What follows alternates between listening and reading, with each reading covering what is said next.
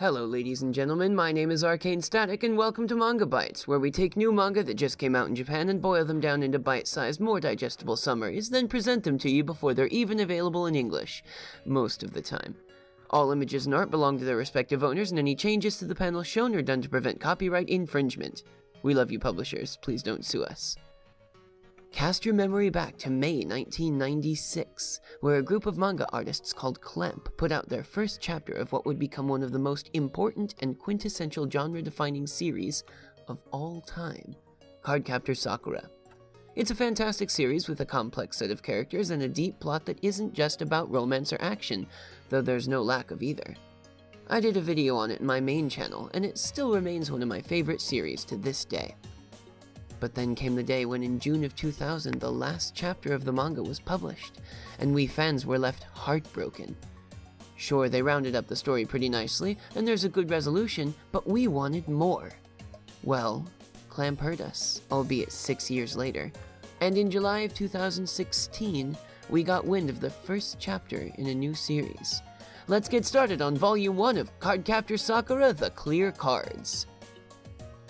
When all the cards were gathered together, that was not the end, but the beginning. The beginning of the end.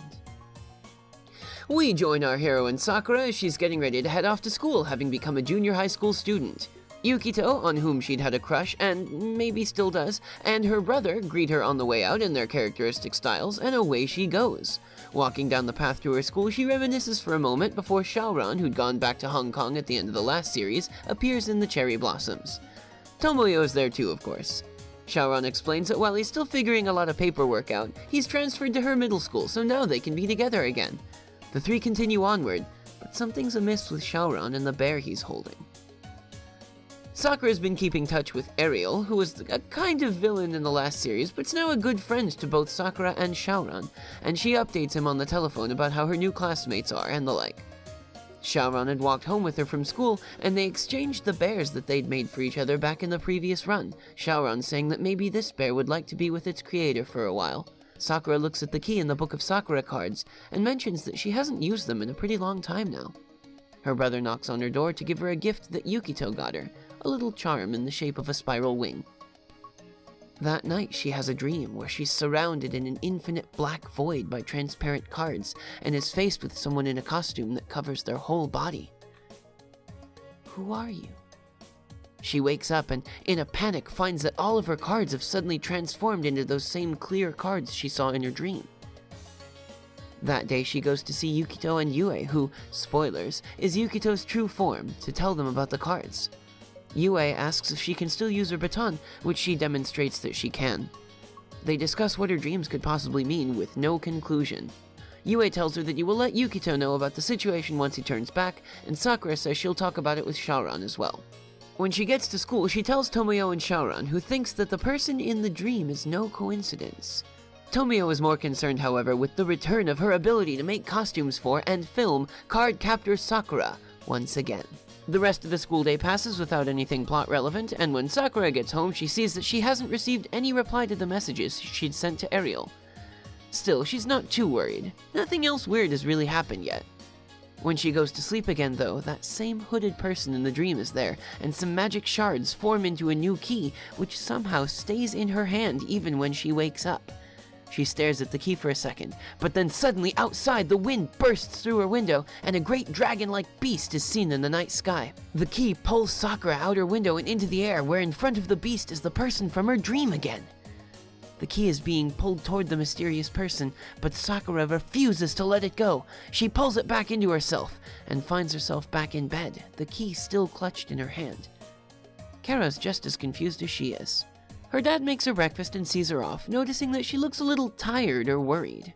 She says she's fine and heads out, but then, as she's gone, the ghostly spiritual form of her mother appears to her father, and he remarks that she's not shown herself lately. Is this a good occasion, or is it something else? Walking on the street, Sakura contemplates what things could mean when suddenly she's attacked, pieces of the street crumbling around her. The dream key glows, and she thinks, no way, could this be? She speaks the seal-releasing word that transforms her old key, and to her surprise, it works! The key transforms into a brand new wand, one which Kero shouts that she has to use, and fast! She closes her eyes for a moment. The old wand's spell would surely not work on this one, so she creates a new spell then and there. Masterless one, under this, the dream wand, become my power. Secure!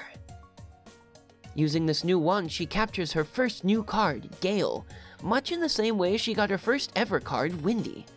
She shows it to Tomoyo and Shaoran at school, the card itself being clear and only showing the face image when looking at that side of the card. Tomoyo, in a serious voice, says that this is something really, really important. She gets to costume and film again, there's no doubt, even for Kero! Shaoran confirms that he can only feel Sakura's magic in the key in the card, and nobody else's. Later, when he's alone, he gets a call from Ariel. Sakura's got a new card. I know what I must do. The next day, Sakura and Tomoyo make a cake for themselves, Kero, Yukito, and Kyoyo. We get the first new costume of the series here, as Tomoyo already has Sakura try it on. Just as she insists on taking a photo to mark the day that Card Captor Sakura returned, the room was ensorcelled by something strange. It actively avoids Sakura's hand, and she can't touch the walls or ceiling. They can't escape. Over in England, Ruby Moon sleeps in a bed while Spinner Sun chastises Ariel for not responding to Sakura's calls and messages. He responds sadly that he can't, that it's not time, that he's waiting for something. Back in the rubbery room, Sakura releases her wand and she and Tomoyo make a plan. If this place is like a balloon, then Tomoyo will stick it with a pin and pop it, and Sakura will capture it just at that moment. Tomoyo stabs the floor, and Sakura recites her new securing spell, forming the Siege card. Sakura stares at it pensively. Another new card. Well, that does it for Volume 1 of Card Captor Sakura the Clear Cards. What happened to the Sakura cards? Why isn't Ariel returning her calls? What is Shaoran hiding? What's the significance of the bear? You'll have to find out in Volume 2. See you then. But yes, thank you guys very much for watching. I hope that you've enjoyed it. If you did, the like and subscribe buttons are waiting just below this video to tell me that you really want to see what happens in number 2. You can also follow my socials, that's the Facebook and Twitter that are down in the description box, and if you feel like it, you can throw some support my direction at the Patreon link that's down there as well. I'm really going to start trying to make that into something that can sustain my life right now, so if you guys can throw any support my direction, I would really appreciate it. Thank you guys very much for watching, and I'll see you next time.